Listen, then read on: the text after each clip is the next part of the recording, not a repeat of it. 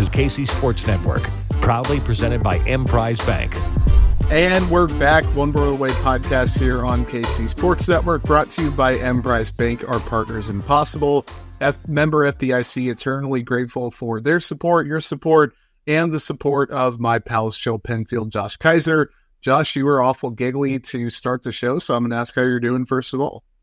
I am just very giddy about ruining openings on a consistent basis. The only regret is this isn't a live show, so it's kind of lost in the editing, hopefully. But just happy to be here, boys. I missed you guys last week. It was a show that I definitely wanted to be a part of, so I got some more thoughts to kind of summarize that 40-game mark that you guys talked about last week, and played a really fun game that you guys in no way, shape, or form ruined. There's no you. I did nothing. That was a fault. Do not really on me, Ricky Bobby. That was all on Jordan. I enhanced it. I made it even more difficult than it needed to be. Like the guy who brought the football to the basketball game and said, "Look, guys, I'm enhancing."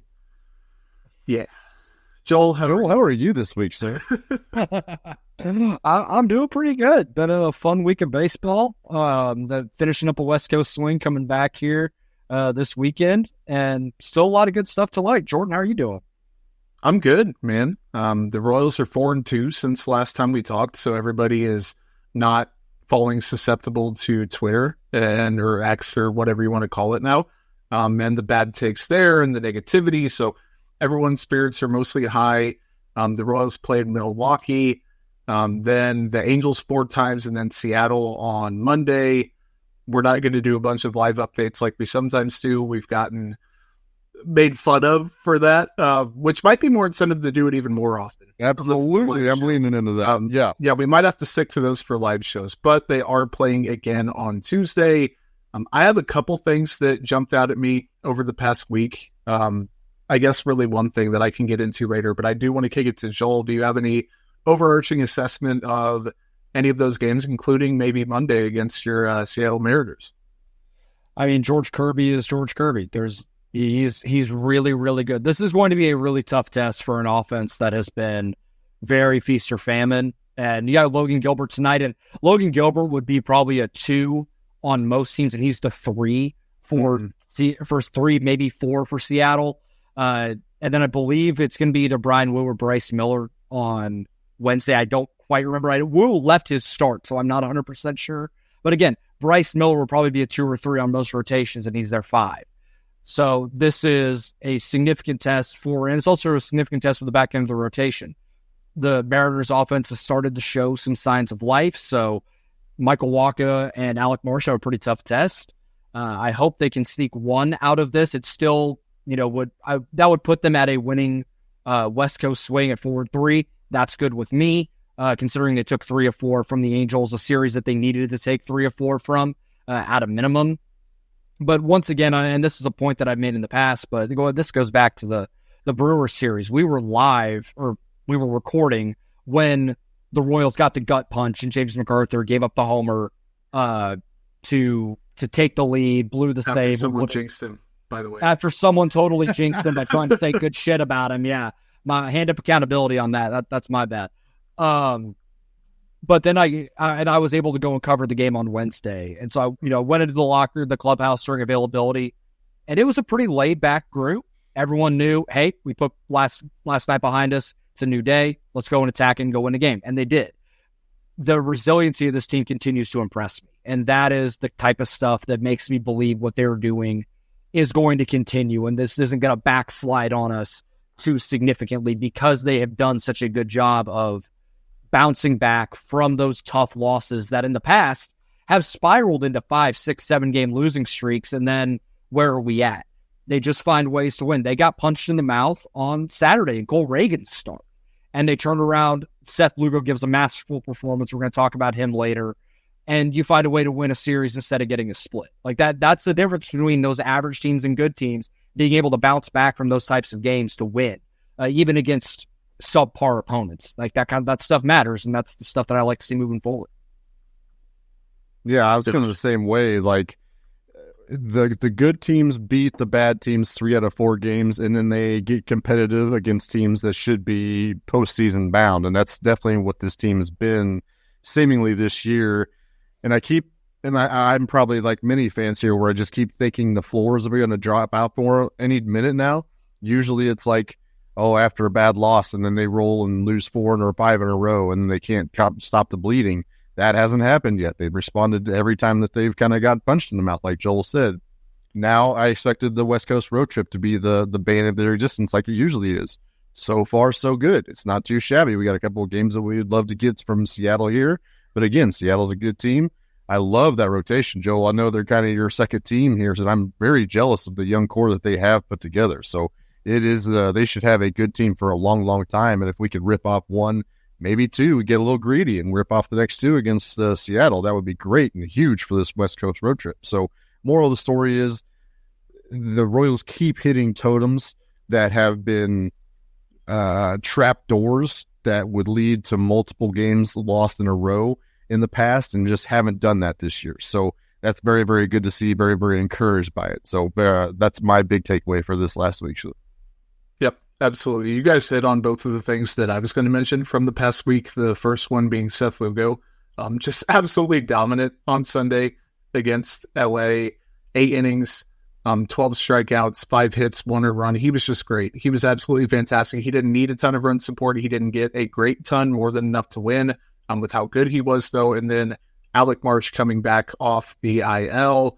That's kind of the first transaction of note here. Daniel Lynch got optioned back to Omaha. Alec Marsh back up. He looked good. 5 1/3, 4 hits, 1 earned, 7 strikeouts. He continues to pitch well.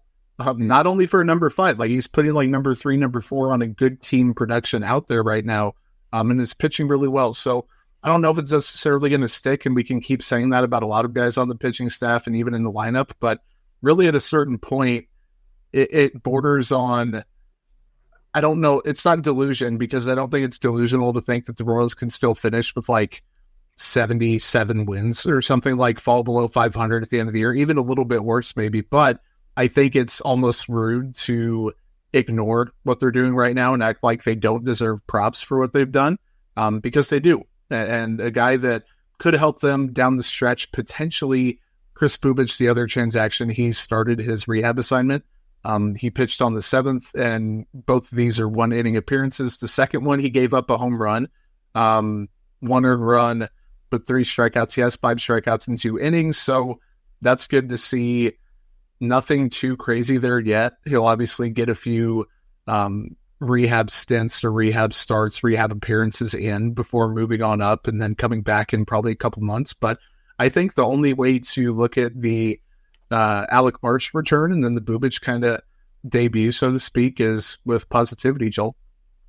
Alec Marsh continues to impress me. I didn't really know what to expect when he got the 5th starting spot over Jordan Lyles. He obviously earned it, so it's not like it was an out-of-nowhere decision.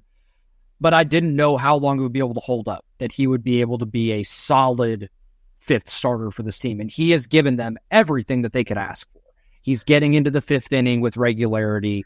He's not walking a ton of guys, which was really his bugaboo for pretty much his entire career. And he keeps those numbers down. The only time he walked guys was at the very end of his start against the Angels, lost command a little bit, started losing some velo on the fastball, and was kind of overthrowing. But when he was on in those first couple innings, outside of the home run to Joe Adell, I couldn't have been more impressed. Like, he has command of everything. Like, he feels confident in every pitch. Popped a couple 97s and 98s. Yeah, he did. Which, again, kind of forward thinking a little bit. Like, if you need to put Alec Marsh in the bullpen for like a potential wild card series, and you need him coming out of the bullpen throwing 97, 98, 99, like, he can reach back and go get that when he needs to. So that I found to be pretty noteworthy. I don't expect Alec Marsh to be able to do that, but it felt kind of Cole Reagans-ish, and that 94, 95, 95, when I really need to reach back and go get it, he can do it. So that was a fun development, I think. Yeah, and kind of linear to that is like that fifth spot coming into the season. I think most people were kind of nervous about it, whether it be Alec Marsh, whether it be Jordan Lyles, whether it be Daniel Lynch. And I think kind of tying those two things together was the Chris Bubic rehab. I think a lot of people were thinking that once we start getting the news that he could be ramping back up and rehabbing, we will be ready for him to come back and do what he did last year and show what he was last year. And we're not in that spot right now. So I'm kind of curious to see what happens roster-wise when he is ready to go, when he is showing that he's ready to roll. And Marsh is still dealing. There's no injuries in that rotation. It's still doing really, really well. Really curious to see what they do with him. He still has an option to stay down in Omaha to continue to work on things and really, really, really get right. That is also an option. So I'm really curious to see where we are at the time he is ready to go. But it's just another pleasant sign that we aren't stranded in the desert with no water anywhere, just trying to piecemeal a fifth starter in the rotation. Not only do we have a good fifth starter, we have one of the best fifth starters in the major leagues. It is legitimately Alec Marsh is legitimately one of the best 5 starters in the Major League Baseball. So that is very, very good to see, and a very pleasant surprise to a lot of people, I think. I misspoke earlier. It was Carlos Hernandez who gave up a home run in his most recent rehab appearance. 1 in the third, 2 hits, one of them being a home run, couple earned runs, 2 walks, 2 strikeouts. Kind of a mixed bag for him so far. Matt Quachoro said that the next step for him would be throwing back-to-back days, and he anticipates that happening sometime this coming week. I believe that update happened on Sunday or Monday, so look for that to pop up. There are a few new things that we need to talk about. One of them being Josh not on the show last week, kind of wanting some overarching thoughts. I want that first, then we'll probably go to Joel with the new StatCast stuff, and then I just wanted to make one shout-out that I don't think we're going to get to for the remainder of the show. I want to go back one thing with Carlos Hernandez real quick. I've been kind of keeping track of the baseball savant data. The velo is not quite up to the 99s just yet. I just wanted to make sure that was understood. Quintero does kind of expect him to be, ready to roll at some point, but he still is averaging about 97, which will still very much play, but it's not what we're normally seeing from Carlos Hernandez at 99 there. So still got some work to do. The BABIP at Omaha right now, you guys want to guess what it is? No, I don't. I don't. 429 BABIP right in Omaha. So there's your caveat, your grain of salt to take with the Carlos Hernandez's close part. But yeah, let's go back to the 40-game mark. Obviously, I'm very encouraged by everything that's going on. I like the fact that this opening stretch to their season has been very tough. I don't care what strength of schedule you see. They've had 8 series against teams that made the postseason in 2023. So in those series, they're 14-11. That tells me that this team has at least taken a step forward, if not multiple steps forward to contention. So very, very pleased with that. But I wanted to introduce a question to you guys with this that I don't think you mentioned last week. With this hot start, where they currently are, they are currently on a 94-win pace season. Okay, we all came in here where the optimistic take and the amount of wins that they had. I had was 79. I think is where we were on record. What needs to happen now, where you don't think that the season was a successful season? What could possibly the floor can always fall out right now. They can lose 12 in a row and we're back in the dumpster. Or they can keep this pace. But what, with this hot start where everybody's more optimistic and encouraged, the fans are in a very good place right now, what would happen to where what would have to happen for this to be deemed an unsuccessful season at this point? If they win fewer than 75, like even if the floor does drop and the rotation comes back down to earth and the bullpen does start biting them in the ass, and the lineup decisions, like the end of the lineup continues to suck, maybe someone gets hurt, stuff like that. If they don't win 75 games at this point, I'd be pretty surprised. Now, detaching it from a number, because I think people get caught up in the win total. And like last year, like, okay, the Pythagorean win-loss versus the actual one versus the vibe versus this. Like, this team objectively right now, whether you look at the record, the vibe, the resiliency that you guys have brought up, good team right now, playing like a good team. Now, are they a good team?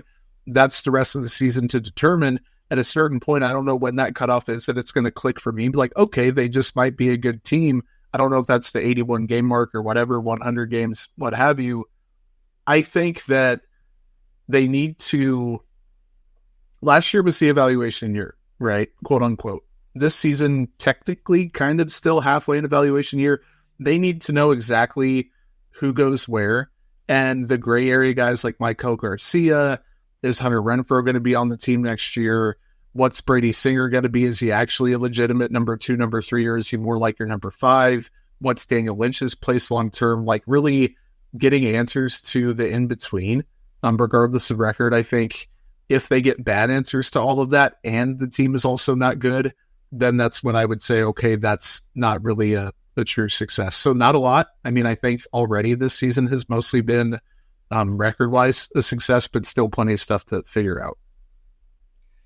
I think it's, for it to not be successful, it would have to be the, like, one of a Nelson Velasquez, an MJ Melendez, a Kyle Isbell, Drew Waters, like, no one hits. Like, if they are relying on entirely Michael Garcia, Bobby Witt Jr., Salvador Perez, Vinny Pasquantino to just carry the lineup on their back with no other help, like, you're not going to win a lot of games that way. Like, they found ways to, and there have been guys that sporadically have found ways, to throw their hat in for one day, like Adam Frazier's home run on Friday. But, like, that's not going to happen all the time. Like, we know those 4 are going to produce runs. They're going to find ways to. It's a matter of other guys being able to do it as well. And if they're not, then you have some serious decisions to make this offseason, because at this point, MJ Melendez has well over 1,000 plate appearances in the big leagues. What is he? Nelson Velasquez, what is he? And then you have the free agent side of things with Adam Frazier, Garrett Hampson, and Hunter Renfroe. Like, are those guys still here and playing and getting a run? So that's where I go. And then I do kind of go with the free agency side. If Hunter Renfroe and Garrett Hampson for sure are still on the roster in August, I'll have a little bit of concern unless they're able to make a trade. Like, Adam Frazier is going to stick around on this roster all year because he has done everything that they have asked of him. Mm-hmm. And it's not like he's been a brutally bad player. He's not amazing, but he's fine. And to me, that's whatever. But I just don't think you can last with Hunter Renfroe and Garrett Hampson to be a serious contender on this moving forward. I just thought it was interesting. In order to get to 79 wins, which was, again, our preseason optimistic prediction, they would have to go 54 and 65 the rest of the year, which is absolutely on the table for a possibility. When you put it that way. Right. No, honestly, if you want to take it back to a win total thing, I'm getting close. Like, I may, like, kind of stamp this take around Memorial Weekend, but I think if they end up below 500, I might be disappointed. That's what if they continue on this track. If we get to Memorial Day and they're around 8, if they're around here like 7-8 games above 500, then yeah, I'll be disappointed if they're not 81, at least 81 and 81. The goalposts are moving, and I love it in the pot. Oh, like, it's in a good way. It's not. Yeah, absolutely. Like, we're not. Yeah, we're not. I want to move total victories of a 70-win team at this point, or at least that's not the vibes we're putting out 40 games in. So, bingo, nailed it. I love it. I want to leave the goalposts where they are for just about 15 seconds because we're going to take a quick break and then we're going to move them as soon as we get back. We appreciate you supporting KC Sports Network by listening to our podcast. You have helped us become the highest-ranked Chiefs podcast network in 2022 and 2023. And don't forget about our daily Substack newsletter, the best written analysis you can find on the Chiefs straight to your inbox every day. kcsn.substack.com. However you're listening, wherever you're listening, if you're watching on YouTube, Spotify, Spotify, Apple Podcasts, however it is, thank you so much. One World Way Podcast, Jordan Foote, Joel Penfield, Josh Keiser, KC Sports Network, producer Nick, back behind the scenes, killing it. Joel, you wanted to bring up the new StatCast data. You guys say data or data? I used to say data, now I say data. I'm a data guy. I think I use it interchangeably. I kind of... Yeah. Do you say plaza or plaza? If you say plaza, then you need to like go. I almost. I'm gonna stop. I think I say plaza. No way. Like, I don't think it's not something that I think about. Like, it's not something I really think about. I just say it. But then, plaza. Okay, do you say Caribbean or Caribbean? Caribbean. I've never used either word. I don't think. And I'm talking about the geographical. Right. This is the only distinction that I make. When I'm talking about the geographical location of the Caribbean. Interesting. When I'm talking about the movies, it's Pirates of the Caribbean. No, that's correct. I think. Oh no, you did it! You did the hot dog sandwich thing, Joel. Okay, Statcast. Now we can conflate this with a lot of stuff, but yeah, Statcast. No, so Statcast finally came out of Baseball Savant with bat tracking data. So that is swing speed, squared up blast, which is like the perfect meetup of a squared up swing with the good bat speed, all of that sort of stuff. It is go look at it. I'm not going to do this entirely the justice that it deserves, but it's super cool and super interesting in ways to put data to some of the like generic or cliched scouting things that come along with hitting. When you look at swing speed for these teams, the average swing speed's around 72 miles an hour. Bobby Witt Jr.'s swing speed is close to 75 miles an hour. It is The short swing, right? With a very short swing, which That's is wild.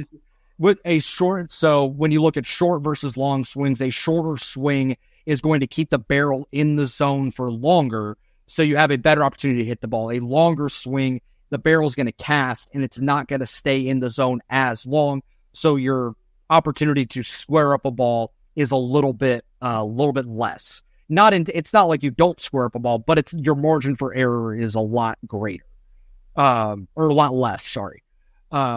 But just some interesting notes that from the initial bat track. So Bobby Witt Jr. obviously, so he has one of the fastest bat speeds in baseball, and he's just above average when it comes to squaring up those swings, those active swings. Vinny Pasquantino's is slightly below league average, but he squares up the ball 34% of the time, which is highest on the team. I'm not exactly sure. League average is just below 26%. He was up there. Squared up swing. He was up there with Maikel Garcia and was it Kyle Isbell? Was right? Kyle Isbell, yeah. Isbell squared up swing is 33.8%. The bat speed is 71.4, just below league average. I love this just for that kind of stuff. Like, yes, completely different players are right there next to each other. Yes, very, very interesting. The one that I think I found the most interesting was Dairon Blanco. We're going to talk about him a little later. He swings the bat nearly 74 miles an hour. Now, the squared up is 18.3%. I also wonder how that is tracked with bunts, considering he does that quite a bit. Like, I wonder how that skews the average. I'd have to look into it, but I thought that was very interesting. Those are just some little notes. It is really cool to watch. Salvador Perez very squarely in the upper right-hand quadrant where you want to be in terms of squared up and bat speed. And the fact that he's still able to have above average bat speed at 38 years old, it really, really impressive. So it's going to be really interesting to follow throughout the year and some of the trends, because this is now going to be real-time live data as well. So you can see, like, if Vinny Pasquantino's bat speed's around 70 miles an hour, you're like, is he getting tired? Like, does he need an off day? Bat's getting a little heavy, bat swing's getting a little long. So it's more data to look at how these guys are hitting in the context within the batted ball events as well. I love it. I'm going to peel back and try not to dive too much. Well, I guess I'd take that back because I do have some numbers. But my quick weekly takeaway / not so weekly takeaway, I just wanted to tip a cap to Vinny Pasquantino, who continues to play well. His season WRP plus is up to 115. If you take out the opening 10 games of the year where he wasn't performing well whatsoever, his slash is 301, 374, 563, 155 WRC plus, 17 extra base hits, 25 RBIs, and then, of course, more walks than strikeouts. He's been great. 6 hits since our last recording. He had a home run. He had 4 ribbies. He continues to hit well. A little bit streakier this season than we anticipated, but I do think that he's beginning to stabilize a little bit. If that WRC plus doesn't finish at like 130 or something at the end of the year, 125, I'd be surprised. I just think that he'll continue to trend up and didn't need a huge spotlight, but also had someone else for a toast game, but wanted to, tip a cap. I mean, what he is doing, like, he is always going to have value in this lineup even when he's not hitting, because he's going to find ways to get on base. He's going to work walks. He's not going to press, and he's not going to strike out and really search for it. His cold streaks are putting the ball in play and kind of getting unlucky. That's really what his cold streak was at the beginning of the year, and what it was in that 1 for 26 or whatever it was, where he struck out 3 times. Like, he's always going to find a way to put the ball in play. He's going to find ways to get on base, which is exactly what you want out of your 3-hole hitter. And that's why they haven't moved him out of that spot. Ups, downs, trials, tribulations, doesn't matter. He's been the 3-hole all year because they trust him that much. Yeah. Josh, you want to get the fun player spotlight out of the way to begin here? Yeah, the one that I'm dreading because it's doing between gritted teeth. Hater Josh is putting his hat on here. We gotta give the flowers when they're due.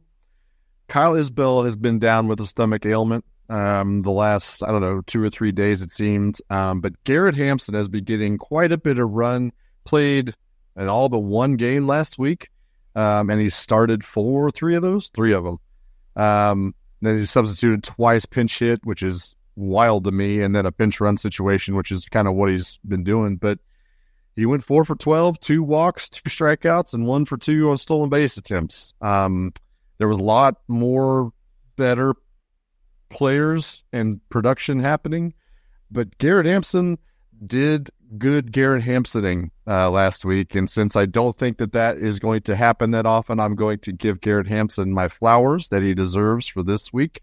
That's why he is my spotlight for the week. Garrett Hampson, congratulations, sir. No, that's really big of you, Josh. That also might have been the slowest spot, or the quickest spotlight that we've had. But that is real character growth on this podcast. True. Yeah.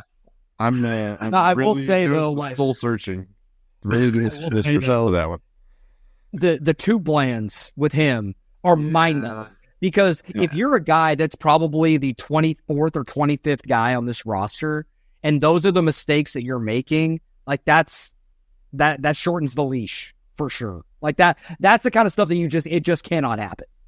That's what you do. Like, you're supposed to be a guy who runs bases well. And that's where, like, he's stolen 4 bases this year, and he's almost made as many outs on the base paths as he has stolen bases. And that legitimately cannot happen. That's your value. And if you don't have that, what do you do here? So, but you get some flowers from Josh Keiser on this week, Garrett Hampson. Great job. This guy could build an entire garden out of all. He could, like, take out the garden section at Lowe's with all the flowers he's gotten, and they're all well-deserved, and Joel's going to give Seth Lugo a couple more. I had just another 2 really, really solid performances again this week. Got into the 7th inning against Milwaukee and pitched really well there, and then was just fantastic against the Los Angeles Angels on Sunday. 12 strikeouts, 8 innings, a career high, got it to 112 pitches. They sent it back out there for the 8th, and I was like, oh boy, I don't know about this one. 8 pitch inning, 2 punchies, got out of there, 12 strikeouts. He's throwing 8 pitches this year by Baseball Savant. It's a 4-seam, a sinker, curveball, slider, slurve, cutter, changeup, sweeper. And he's throwing all of them in the game. Like, that's ridiculous. 3 or 4% of the time. It's so fun watching him pitch, because it is truly the art of pitching. And there is something to be said for the Cole Reaganses of the world, and the guys that can run it up there into the upper 90s and just punch guys out with just sheer velocity. But then you have guys like Seth Lugo, where it is, I can reach back and throw 95 if I really need to, but I'm going to throw this 91-mile-an-hour sinker in on your hands and get a 1-pitch ground ball. And there's not a thing you can do about it. And there's not a thing you can do about it. And then I'm going to start this next guy with a 3,500 RPM curveball, and then I'm going to throw him a cutter and then a sweeper out of the zone. Good morning, good afternoon, good night. Mm-hmm. I've been waiting. I've kind of been waiting all year. Okay, when is the other shoe going to drop? Like, when are some of these expected numbers that we've been looking at? When is it going to regress? When is that going to happen? And he just keeps getting better. Like, I think that's what's been fascinating about it. Is that his first couple outings, I'm like, okay, he's just going to be the dude that's going to kind of like in Greinke, like kind of like Greinke the last couple of years in a way of just like, I'm going to gut through 6 innings, have a couple hits, maybe a run or 2, and I'm going to walk maybe 1 or 2 guys and punch out 3. Like, and if that's what he is, okay. But he's the strikeout stuff but now he started striking people out way more. With 3 starts ago, I believe his strikeout rate was somewhere around 11%, and within 3 starts, it's now 21%. Crazy. The expected ERA before his start against Milwaukee was 4.12. The expected ERA now is 3.53. So the regression that we're all waiting on just keeps getting a little bit less, to where when it actually does, we're going to be like, oh, Seth Lugo is still very, very good. Like we at the age of 34. At the age of 34. And like, this is some of the best pitching he has done in his career. The true definition of like a late bloomer, but a guy that we really didn't start games until last year. So so that was why I really loved the signing, because you're not signing a 34-year-old starter. You're kind of signing like a 27 or 28-year-old starter, because he didn't have the mileage on his arm that a lot of 34-year-old guys have. And he just keeps getting better. He just keeps going out there and doing his thing and giving the bullpen a break, giving his guys a chance to win the ball game. And if he's going to do that all year, man, yeah, I feel so comfortable giving him the ball in a playoff series. Like, he's going to go out there and do work. So it is a joy to watch. Massive credit to JJ Picollo for making this happen. This is one of the best value signings the Royals have made. And if you guys have any points, I do have one more thing I want to do on this really quick, because I looked at the free agent pitchers the Royals have signed over the last 8 years and their wins above replacement compared to Seth Lugo. But before I do that, do you guys have any points on Lugo? Go ahead, Josh. I think I said on Twitter around the same time that he was dealing on Sunday, where you can legitimately build a case that Seth Lugo was the best free agent signing so far, as far as like the value that you're getting on the dollar. Imanaga there in Chicago is also right up there, if not a little bit better than him. So I think those are the two. But in a class where you got Ohtani just absolutely doing work at the DH spot and still putting up crazy numbers, Yoshinobu Yamamoto is also very, very good. I think you can still build a case that Seth Lugo was the free agent signing of the year so far as like value signing and value getting back. So absolutely great point, and it is a very, very fun development for sure. Yeah. So I'll run through this very quickly, unless you have anything, Jordan. No, go ahead. Okay, so I wanted to look this up because I've seen it peddled around quite a bit of, where does Seth Lugo rank among like positional or like free agent signings in Royals history? And we're a month and a half into the year. So like, okay, let's take a look. So I started my research on this in 2016, so year after the Royals won the World Series. That year, the free agent pitchers they brought in were Ian Kennedy, Joaquin Soria, Peter Moylan, and Dylan G. Ian Kennedy from 2016 to 2020, 6.7, and I've used Baseball Reference War for this, by the way, and I just did pitchers to kind of narrow it down, and I think they value pitchers a little bit better. I think their formula works a little better for pitchers on Baseball Reference. 6.7 wins above replacement for Ian Kennedy, 1.6 for Joaquin Soria in 2 years, 1.8 for Peter Moylan in 2 years, and then Dylan G, 0.5. 2017, they had Mike Minor and Travis Wood. I used both the 2017 season and the 2021 season for Mike Minor. 4 wins above replacement there. He was really good. Travis Wood in half a season was negative 0.6. Oh, and they had Jason Hamill in 2017 and 18 as well, 2.6. What about Vargy? Vargy was 2015. Okay. Yeah, I knew that was around that time. Yeah, he was 2014 or 15, I'm pretty sure. Good inclusion. He was 14. He had TJ in 20. Oh, yeah. Yeah. I missed the caveat. We weren't going back that far. Yeah. Yes. 2018, Willie Peralta and Scott Barlow. Willie Peralta, 0.4 B WAR between 2 seasons. Scott Barlow, 2018 to 2023, 6.7. And for a reliever, very, very good. 2019, Jake Diekman, and this is a blast and pass, Homer Bailey. Half season. Yep, I was just saying, Christian Bale himself, right? Oh, and Brad Boxberger, all negative points. Oh, my God. 2020, Greg Holland, 2 seasons, 0.9. Irvin Santana and Wade Davis in 2021, negative 0.1 for Irvin Santana, negative 0.6 for Wade Davis in his final year in the big leagues. Taylor Clark and Zach Greinke, 2022-2023, Hiller Clark, negative 0.3. Zach Greinke, 3.5. Ryan Yarbrough, half season was just 0, league average. And then Jordan Lyles, 2023 and part of this year, negative 1.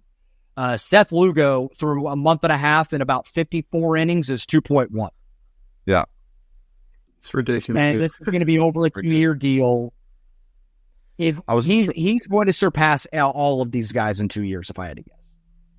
I was just trying to find his contract info because I knew it was a 3-year 15, but for some reason I want to say that third was a player option. Yes, it's a 2 for 30 with a player option. Okay. So it would be 3 for 45. Also, is Spot Track a pay-to-play now? Did I miss the boat on that? No, they just redid their site. It's a little different now, so it's just a little bit harder to navigate, I think. All right, deal. Moving on. I have Darren Blanco as, speaking of late bloomer, Joel mentioned that with Lugo. I'm hitting 293 this year. The WRC Plus is up there. He's been good in the month of May. I kind of dove into the offensive profile. The exit velo average and max, the hard hit rate, all comparable to last year. The plate discipline stuff, pretty much the same. The contact rate in the zone is higher right now. But kind of the same thing with him. The expected stats remain significantly lower than the actual numbers. Like, he's hitting 293. The expected batting average is 219. He's kind of out over his skis again on that, but for the second year in a row, outperforming it anyway. The defense and base running, 97th percentile sprint speed, 11 stolen bases in 28 games. No surprises there. I found it interesting. I went on Fangraphs and kind of looked up the defensive metrics. Left field, kind of a disagreement between last year and this year. Center field, relatively neutral, like just a fine defender in center field. And then right field, not good this year, really, really, really good last year. But he's only played like 18 innings over in right this season. So I thought with the playing time, Isbell being out, Hampson being in center field on Tuesday night, Blanco in the lineup 5 times in 8 games entering Tuesday. I just find it interesting that Drew Waters is down there. The Royals, like, people were bringing up Tyler Gentry coming into the season. People bring up all the prospects in the pipeline, like, oh, who's going to be the next guy to come pop up in the Royals outfield? And 30, 31-year-old, however old he is, Darren Blanco is still doing it and doing it well. There's a little bit of 2023 Freddie Fermin to him where you're like, okay, this guy's not actually this good, but like, he does a very good role as a backup and as a guy that can play a couple times a week. So just wanted to shout him out and say that whatever the expected stats are, that apparently his motto is to hell with them, I suppose. I've always liked him in the Gerard Dyson role, and I think that's he's bringing a great value, and sometimes that means you almost hit a cycle on a random start for a Friday night for some reason in Anaheim. So that also goes into that role, and I'm very happy to see him succeeding in it for sure. Yeah, I don't think he can start over a long term. Nah. But the thing is, the outfield is so bad that you kind of you need to do anything. The outfield offense in general is like that gigantic hole in the wall in your fraternity house or your college house that you have to patch up, but you don't have the money to get the spackle, so you just put a poster over it. Darren Blanco is the poster. He's before, by the way, GTA 5 poster all over it. It's a GTA 5 poster. That's Darren Blanco. For now, until they can get the spackle and figure out how to patch it. It might have been GTA 4, but still, one of the GTA games. You get the point. This is a temporary fix that will not work over the long term, but it is really good to see because I love Darren Blanco. I think he is where he fits on this team is perfect. I think that is. I think what he's doing is spectacular. I want to see it work out for the long term because I think he's a valuable asset. But it's fun to see. Yep, you might see him in action. The 15th against the Mariners, the 17th against the A's, the 18th or 19th against the A's, and then the 20th or 21st against the Detroit Tigers before we play again. Not play again, record again. We're not out there playing. That would be pretty ugly, at least for me. I think, Joel, I see on the doc here that you did not list a bet this week. Are you opting out or are you rage quitting? Oh, no, I just straight up forgot. So if you guys go ahead and do yours, I will get on the fly. Joel was not victorious last week, friends. I was so damn close. Yeah, he was. He was half a strikeout away. I screwed myself.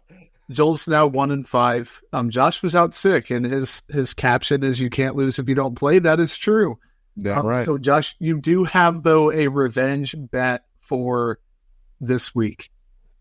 Call it a revenge bet, call it some happiness insurance, but I think Brent Rooker, he's so hot right now. I think he hits at least one home run in that series against the Royals coming up in a couple days. So far, he's hitting well, especially here lately.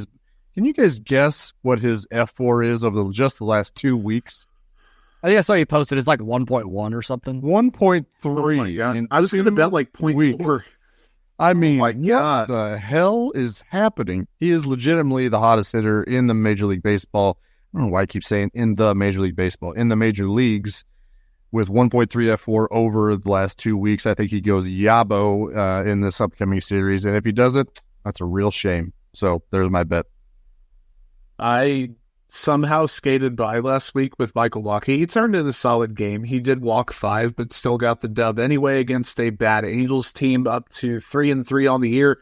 This one, conflicting thoughts on it. I have the Royals starting pitchers from Wednesday to next Tuesday to average over 2.1 runs allowed over that stretch. The Royals so far this season have averaged 2.05 from the starting rotation allowed, 88 in 43 games. They're facing number 23 Seattle, number 20 Oakland, and number 21 Detroit in runs scored before next Tuesday.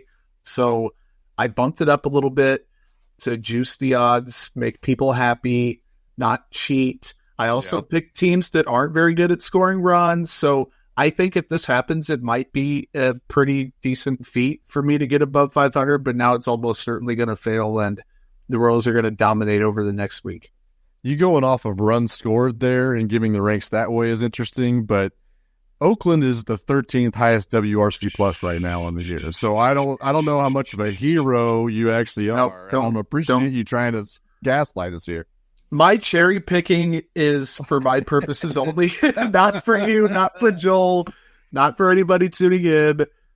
Yeah, I'm going to be 3-4. I've already given into that fact. But you guys want to talk some minor league baseball? Right. So I got one. So I got my bet. Joel's going. Yeah, I'm going James MacArthur over 1.5 saves so that the haters just shut up. You just can't help yourself. I can't. You just can't. You can't help him either, apparently. God, dog it, you're right, but I'm going with it anyway. That poor Think of guy. that conviction. Send a prayer up to James MacArthur because he might be on one of these AAA, rosters we're going to talk about if Joel keeps talking good about him. Omaha 5-1 against Jacksonville. They're top of the International League West. CJ Alexander went to the 7-day IL. I doubt he loses any of the power he has over those 7 days. He's going to come back swinging. William Fleming got transferred to AA, 5.14 ERA, kind of struggled in 21 innings, 5 starts with the Storm Chasers. I jumped into their team rankings out of 19 in that specific league. 3rd in runs scored, 5th in batting average, 3rd in slugging, 3rd in team ERA. So doing a lot of stuff right. I'm just going to name my player right off the bat, Nick Pratto. On the year, kind of scuffling a little bit, but he's heating up heading into Tuesday. Last 19 games hitting right at 299, 926 OPS. All 6 of his home runs this season have been in that span. But the BABIP is really high. The strikeout rate still really high. It's 31.5. The only things that I've noticed, and I kind of went through the StatCast stuff, kind of didn't. He's tapping back into his pull side. 48%. That's closer to 2021 when he first had that resurgence, the renaissance. He broke out. The 41% hard hit rate, 32% lift rate. I think at this point with Nick Pratto, he might just need to lean back into the power and let the chips fall and say he clearly does not have the elite on base profile or the elite defense that people were talking about way back in the day. I just don't know. I think Nick Pratto could be a good player, but with Vinny Pasquantino being the above average defender that he is right now, the selling point with Pratto was always going to be, okay, he's going to be a multi-time Gold Glove winner. He's going to get on base. He's going to have the smooth swing. The strikeouts are going to be manageable. The power is legit. Like now, I think the power might be coming back, but maybe that's it. And if he just plays good defense and has power, there's places for that in, a corner outfield spot or first base, DH, wherever. But at this point with him, I don't want to say I'm throwing in the towel on Nick Pratto because he keeps adjusting and doing different stuff, but the power surge, so to speak, is kind of intriguing a little bit, Josh. Yeah, he's overall on the year, his exit velocities haven't been where you want them, especially not from your first baseman that you need the power from. But it has been a lot better lately, for sure. I think it was like a 92% or a 92 mile an hour average exit velocity in the last couple of weeks. So definitely helped him there. He's not chasing pitches. It's just a 25.6% chase rate, but he's still swinging and missing. He's got a 14% swinging strike. So that is a bit concerning. He almost has to be super patient to find his pitch at that point. And if we're asking him to be more aggressive, then that is not going to bode well for him. So still kind of a conundrum. Still, hopefully they can work with him down there and get him unlocked. But a guy that does not need any unlocking because he is hot to trot and thick is Vic Lofton. They sent him back down a couple weeks ago, and since then he's slashing 261, 382, 348. The plate discipline is there. His exit velocities are fine, especially considering the rest of that roster. They're not super fine. So I don't think that's his MO. His exit velocities are not what he strives on. He does have a good plate discipline and a good approach. And of course the versatility that he offers the team as well. So the last couple weeks, he's largely been playing third base and left field. I just thought that was interesting, but makes sense with the CJ Alexander going down. But Nick Lofton is still doing Nick Lofton things there in Omaha, which is great to see. Hopefully keeps it up, and we see him in Kansas City soon-ish. So my guy, Walter Pennington, just keep shoving in Omaha. Like, get this guy to Kansas City. I am completely serious. On the year, the ERA of 1.4, 36 punchies in 25 2/3, 4 walks. He's stopped walking people. And in his most recent outing, they stretched him out to 4 innings. Perfect 4 innings with 6 strikeouts, no walks. This guy he just keeps doing it. He just keeps proving it. And at this point, just get the guy in the big leagues.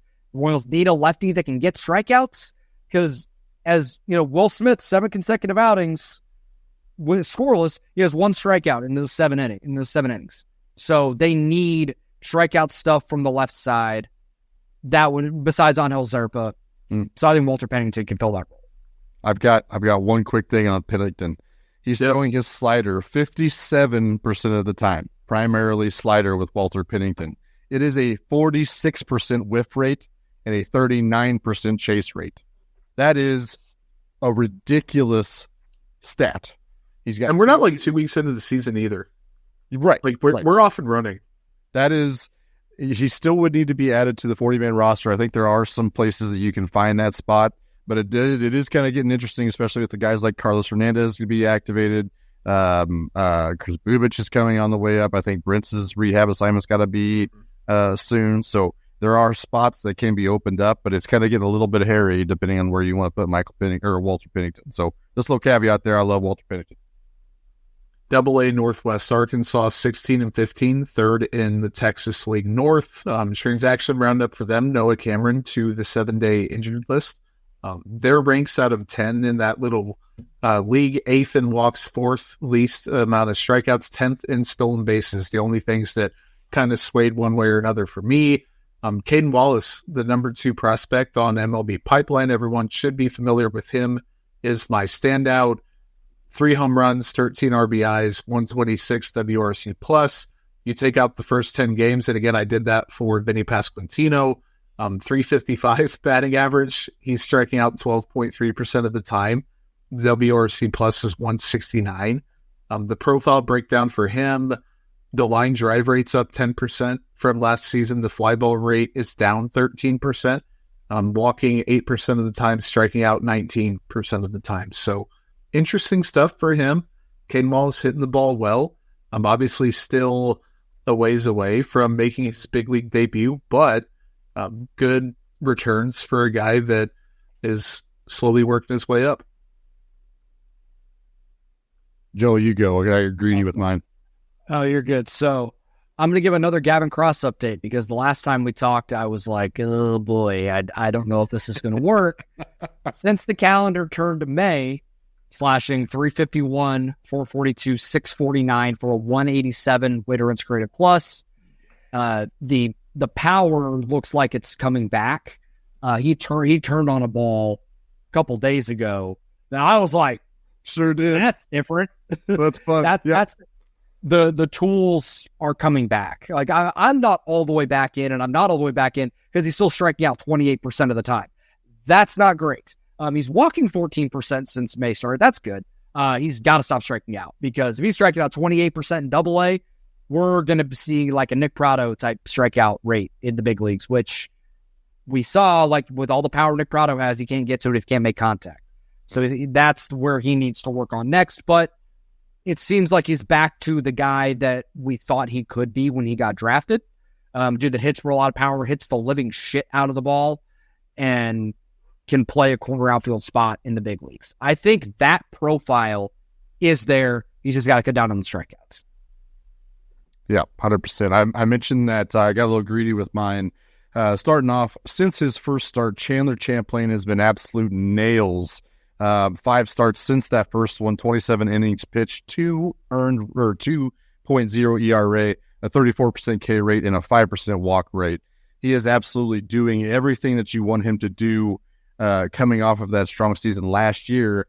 The only caveat there is that he turns 25 in July, so skills-wise, you should probably be doing what he's doing there in Double-A. So hopefully we see him in Triple-A soon, and he's still doing what we're wanting to do, and we can definitely start talking about him contributing to the Major League roster at some point this year, Mitch. But absolutely nailing things down there in Arkansas. Also, Javier Vaz is doing Javier Vaz things again. Had a kind of a slow start at the beginning of the year.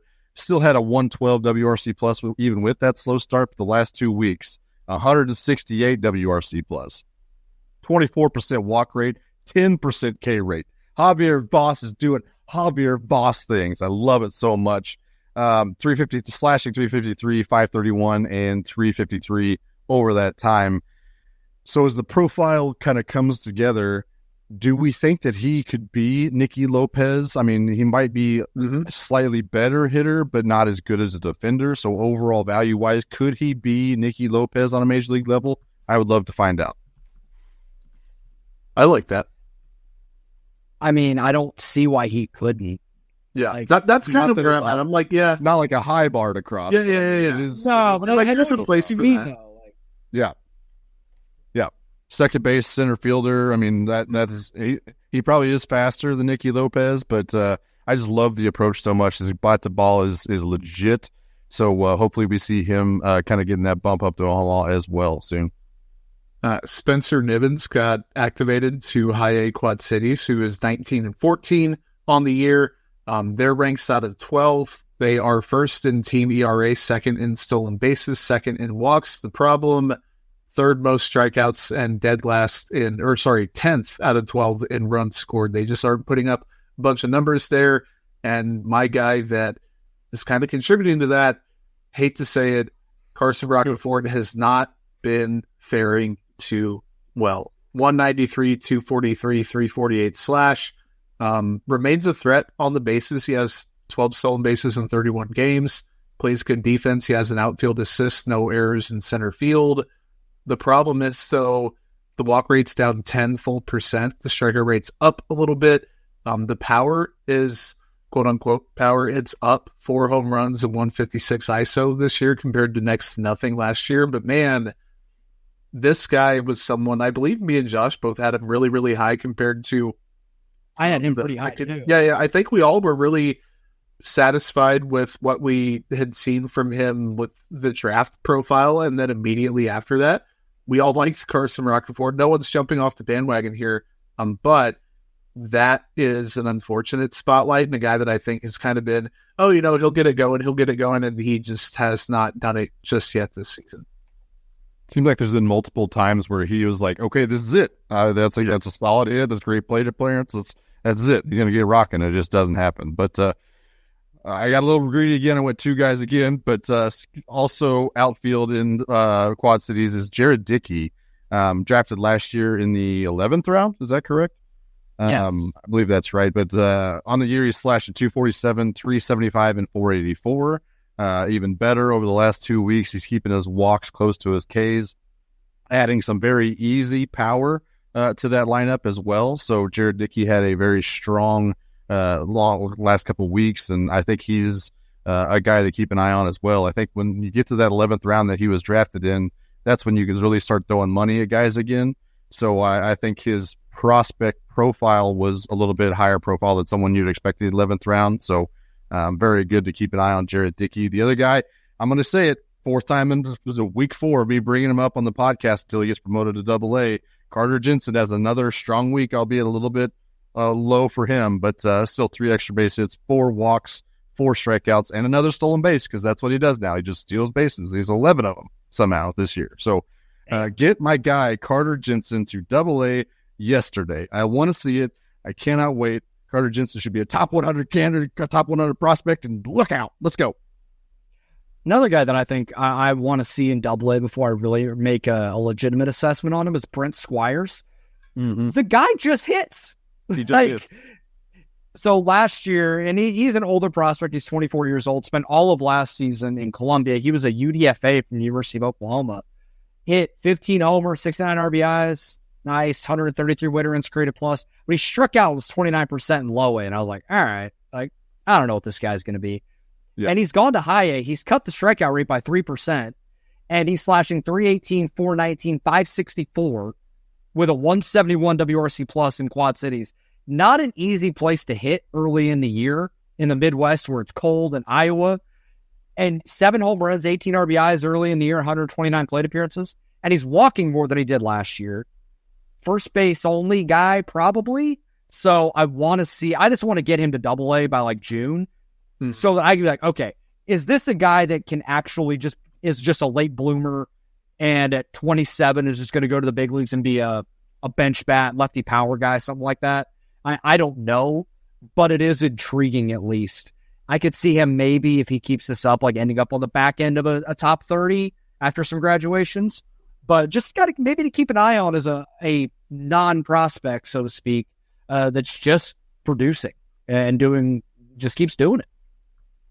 Columbia is 16-14 on the year. Jacob Widener was moved from the 7-day IL to this full season IL. Mac Anglin also on the full season IL, so the transaction report for them not great. The team rankings, though, out of 12, 3rd least strikeouts, 5th in stolen bases, 4th in slugging, 3rd in ERA, 4th in walks, like doing a lot of stuff right peripherally. And then you look at the record and they're flirting with 500, and then their Salem series, they split right down the middle. But Joel, you mentioned a guy that might be worthy of a promotion soon.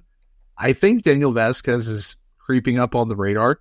Still young. He's 20 years old, number 26 pipeline prospect, former, big buzz signing, I would say. 124 WRC plus. He still has no power. He has 4 extra base hits. They're all doubles, no home runs. The line drive rate's up from 16.6% to 37.1%. So that's like a sizable jump and something to keep an eye on. But the steady plate discipline and the steady eye, the walk rates replicated from last year, the exact same at 13.2%. The strikeout rate is down about 3 or 4% from 2023. So I think this guy could climb up the list a little bit the next time that ranking comes out. And he also could climb up the minor league ranks if he can keep this up and keep performing at the plate. Yeah, good glove there too, and Daniel Vasquez. Yep. Like that. Yeah. So I'm going to come back and I'll talk about another top prospect like I did with Gavin Cross, and I'm going to talk about him from when the calendar turned to May, and that's Blake Mitchell. Just wanted to give an update, folks. Shoes and violence. Slashing 111, 265, 111 with a 0 ISO. So what does that mean, folks? That means we have 0 extra base hits in the month. And this is, let me stick the sample here. It's a small say, it's 34 plate appearances. Not incredibly small sample, but not great. 36 weighted runs created plus, a 41% strikeout rate, and a walk rate that's sub 15%. On the year, Say sub 15%, like that's a bad. but when you look at a 41%, like, that's valid. Yes, it's a bad. He's not leaving many percentage points left though for there to be anything else. Like, dude, I can't walk, I can't get on base, I can't get on a run, I can't do anything. There's only so much. That was a little harsh saying, but like when you look at the walk rate relative to the strikeout rate, it's like, okay, yes, that's not. You're 100% right there. On the year, the strikeout rate is 35.5%. He's walking 20%, which is great. It is going to be very hard for him to survive at all if this is what he's going to be. And I'm not saying he's like this 124 plate appearances into his career at 19 years old. But he had another hat trick tonight. He had a golden sombrero a couple nights ago. Seems like there's a book out on him now. And we'll see how he deals with it. I don't know if it's a swing issue or a pitch ID issue. If it's a pitch ID issue, then we got real concerns. But I'm tempering my expectations more than I was early in the year when it looked like he was starting to click, and we've headed in the complete opposite direction. Now the sample size has gotten bigger, so it'll be something to keep an eye on. Yeah, a pitch ID issue would be a big problem, but with that walk rate, he's either like completely scared to swing the bat, or he actually does have a swing pitch recognition, and it will be fine. But yeah, definitely something to keep an eye on. I'm going to jump back on the positivity train with mine. There wasn't a whole lot of positivity in Columbia this last week outside. I don't know how they squeaked out a 3-3 record, but it was pretty piss poor in the box scores. But Ethan Bosacker had another strong start. He's having a good year so far. This last week, he went 6 innings pitched, 1 earned, 4 hits, no walks, and 4 strikeouts. He's gone at least 5 innings pitched in 5 of his 6 appearances, which is awesome, and that included at least 2 out of the bullpen, which was interesting. I like that. Overall, he's got a 1.17 ERA. The K rate and the walk rate's pretty good. K rate's not great, but for a starter, that's pretty solid. But another guy to keep an eye on there in Columbia. He is still kind of old for the age. He's 23 years old. Drafted he needs to get round last year. He needs to get up, and then we'll see what he's got at that point. But yeah, Ethan Bosacker needs to be highlighted and potentially marked for a promotion here pretty soon. So keep an eye on that as well. Toast game? Yeah? Toast game. All right. Great week. I'm going to jump to the first one here. I did have something in my glass. There's pretty empty now, nothing left. You're toasted. You're the toast game. The toast game to Freddie Fermin, who I think it was 3 or 4 weeks ago, we did a show and he was in my player spotlight. And I was like, man, he's better than this, but he's not as good as he was last season. Then the first 10 games, 26 WRC plus. And it might have been at that exact point. We were like, okay, what's going on? Then since then, hitting 281, OPS around 770, WRC plus well over 100, double-digit walk rate in his last 11 games over that stretch. So he's evening out to where he should be, which I think is probably a top half backup catcher in all of baseball. He's pretty darn solid. He can give you some starts when Salvador Perez needs a day off, or when he's at DH, or when Vinny Pasquantino needs a spell and Perez is over at first base. Just seems like a really good guy to have around the team. They like him a lot. They seem to give him a lot of media opportunities, and just everything about Freddie Fermin just screams that he belongs there right now. So hats off to him, playing well, rebounding from a rough start, and I'll raise an empty glass that was once full to Freddie Fermin. Joel, what do you got? I'm going to toast game the 2014 Royals this weekend. The Royals are celebrating the 10-year anniversary of the AL pennant team. They're having a whole celebration at Kauffman. They're having, I think there's like some event at Union Station that I know they're doing, but this is very cool. It's crazy that it's been 10 years, but it's going to be nice to see all those guys back. And if you go to any of the games this week, they're doing an HDH or a bobblehead each day. So it's Herrera Friday, Davis Saturday, Holland Sunday. So you go in the interlock, which is in the interlock. Out of that idea needs a raise. That's awesome. Yeah, it is really cool. So shout out to those guys giving us our first little dose of playoff baseball in Kansas City, where we hope to get back to. For a lot of our generation, that's for sure. Mm-hmm. All right, Josh, what do you got? My toast game is going to potentially the quietest MVP candidate out there right now, and that's Bobby Witt Jr. Seems like he was the talk of the town for like the first 2 or 3 weeks. Nobody's talking about him anymore. He's still doing MVP stuff. He's still doing great. He's 294, 410, 451 over the last 2 weeks. He's walking at an almost 15% walk rate, which is awesome. There's no slump after that, signing that huge contract, which is, I think, what all of us expected at that point. But it currently leads the AL and F4 at 2.7, which is awesome. Currently the second best odds to win the AL MVP, quietly again, behind Juan Soto, who I think one of us picked that, and I think it was me. No big deal. I think a lot of season to play. But it also feels like you hear about Soto, you hear about Gunnar Henderson, you hear about Judge, you hear about Seager and Tucker, you hear about all those dudes all the time. And it just, I don't think Bobby Witt Jr. is getting enough shine for it. But he is getting some shine, getting my holiday bourbon toast game of this week. Good job, Bobby Witt Jr. Good stuff. Great job, Josh. Great job, Joel. Great job, Nick. Good job, even better job. Nah, I don't know about that one. That's stretching it a little bit, pushing the envelope. But great job to everyone who tuned in. Again, Apple, Spotify, YouTube, however you get your podcasts. Eternally grateful for that support. Huge thanks to Emprise Bank for helping make this possible. Huge thanks to BJ Kissel and KC Sports Network. We don't shout BJ out enough for all the stuff that he does for us. So extremely grateful for all of that. We will be back next Tuesday to record next Wednesday, coming at you with a new episode. So until then, thanks again, and we'll talk to you next week.